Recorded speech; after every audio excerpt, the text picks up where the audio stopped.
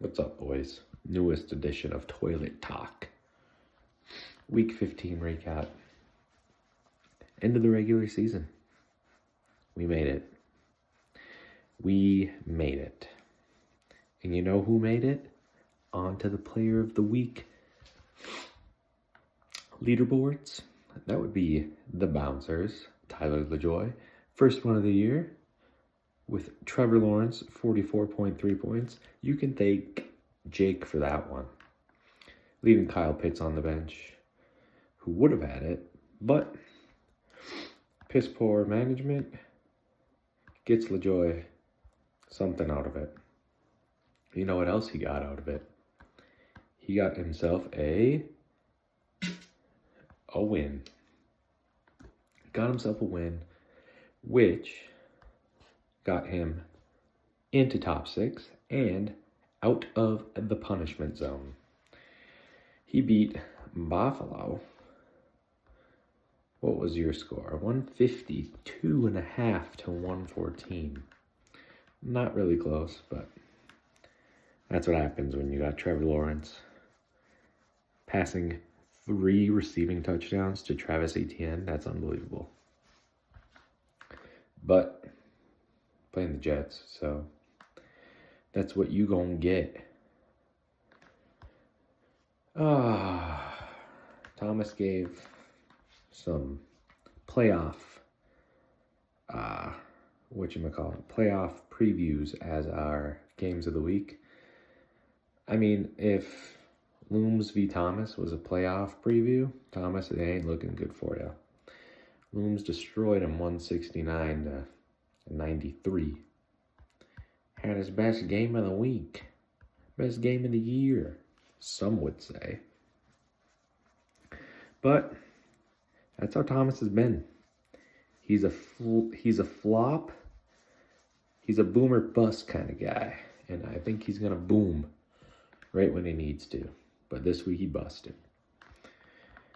Thomas has too many. Other one, it was me versus Jake. I thought for sure I was going down. I was only up by like 10 or 11 with Pickens left on the grabber's side. But held on, 149 to 144. Pretty close matchup. Now that could be a championship preview. Very well could be. And another very, very, very, very close game.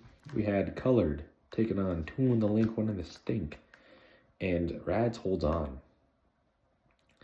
98.64 to 98.42.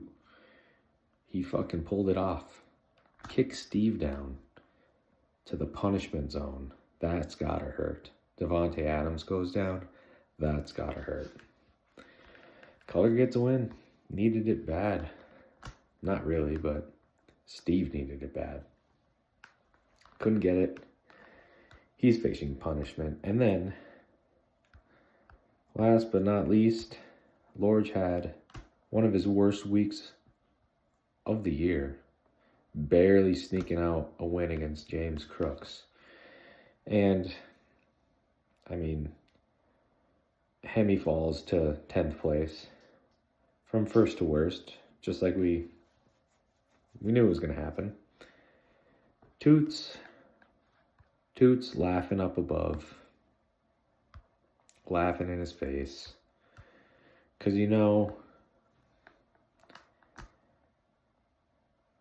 okay, sure, Hemi has 2,013 points against this year. Sure, the next closest is over 100 behind.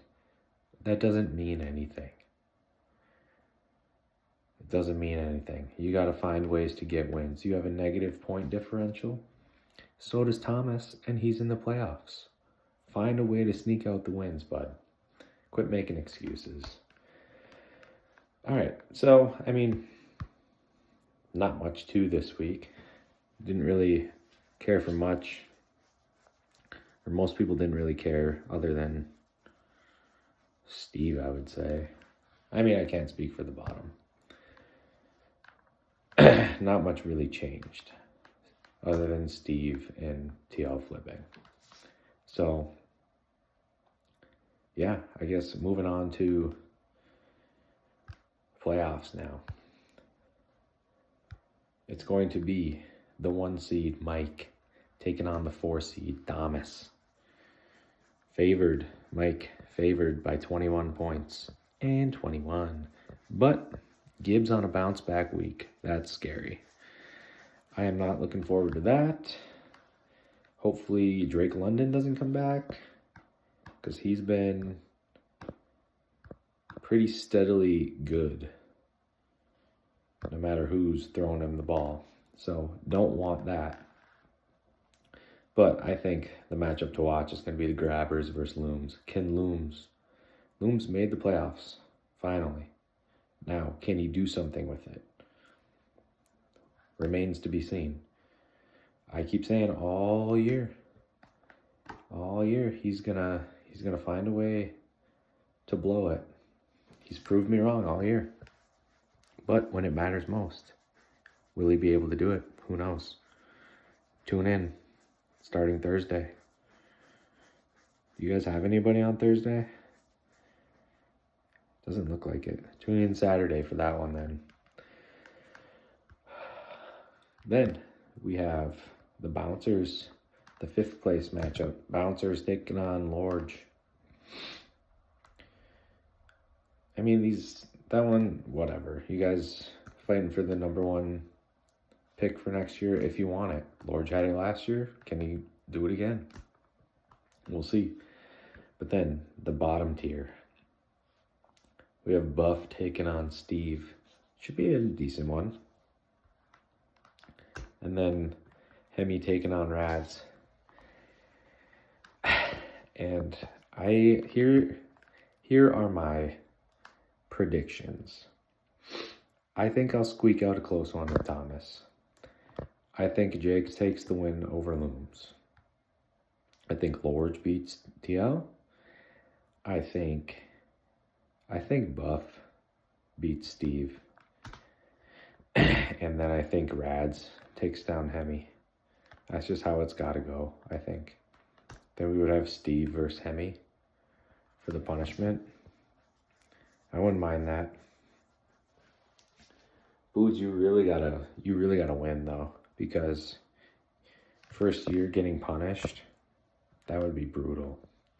So can't be having that. What else we got here? I mean, it's crunch time, boys. There's money on the line. Congrats, top 4, getting cash. But we're all fighting for the Toodala. Don't forget that. Now, I'll send a message too. But this year we changed one rule. I don't think we'll ever use it. But I mean, just in case, this is how it works. We said we're going to designate 2 people to be tiebreakers. Because if we go to a tie, I think the normal settings have always been it's total bench points. But we're not doing that.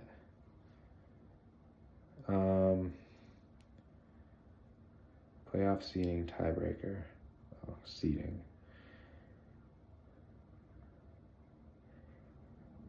Doesn't even have it on here. But the way that works is everybody has to tell me one person, your first, let's call him a DH, your first DH. In the event of it, you have an exact tie. You're going to tell me this before the Thursday game. If you don't tell me, you won't have any tiebreakers. So if you tie, you have 0 points. So don't forget. I will remind you, but I'm only going to remind you once. But the way it works, first DH, you pick somebody on your bench. Doesn't matter who. Literally anyone. Say, this is my first tiebreaker. Pick another one. If they somehow tie, second tiebreaker is so-and-so. So you give me 2 people. Give me in order. This is 1, this is 2. For me, probably Justin Herbert, and then Tet McMillan. First tiebreaker, second tiebreaker. If it comes down to it, and somehow they tie, the tiebreakers tie, then we would go total bench points. The IR spot does not count. They're in the IR spot, you got 0. I don't care if they put up 90 points. It does not count because it's not an active roster spot. So your total bench points minus the IR. Then somehow, if that's tied, it would go, we're just going straight coin flip, higher seed calls it. Live stream it. Guarantee there's a 99.99999% chance this never happens. But in the event it does happen, it's documented here. We already talked about it. So that's the tiebreaker. I don't want to. This would be the fucking year that it happens. So it's out there now. First DH, second DH, total bench minus IR, coin flip, higher seed calls it. That's the tiebreaker for the playoffs. Okay? Okay, good. Let's see. What else do we got? I'm going to go through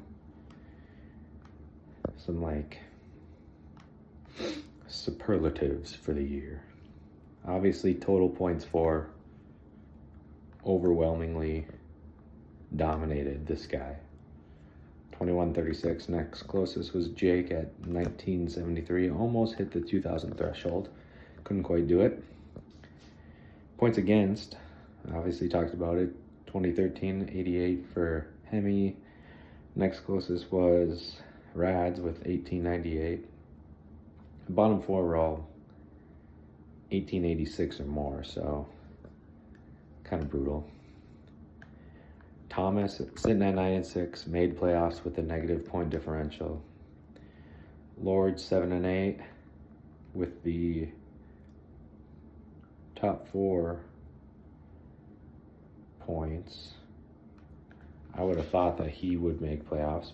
Positive point differential, did not make playoffs. TL's pretty close, even. Steve minus about 200. Oh, next. We had lowest points scored this year was Rads with 1563. That's like just over 100 points a week. That's bad. Thomas at 1685. That's pretty bad.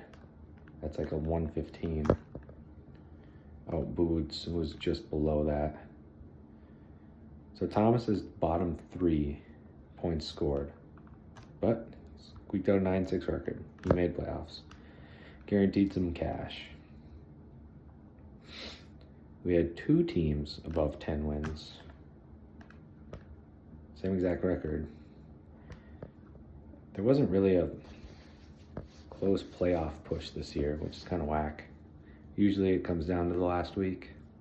Didn't this year. Yeah, I don't know. I think that's pretty much it. Thursday night football this week. Couple games on Saturday. It's getting down to the nitty gritty. I'm gunning for the Tootler this year. I need that thing on my mantle, and now I need the fucking cash because Jake ruined my truck. So good luck, boys. Catch you on the next one. Fuck you all. Hope you all lose.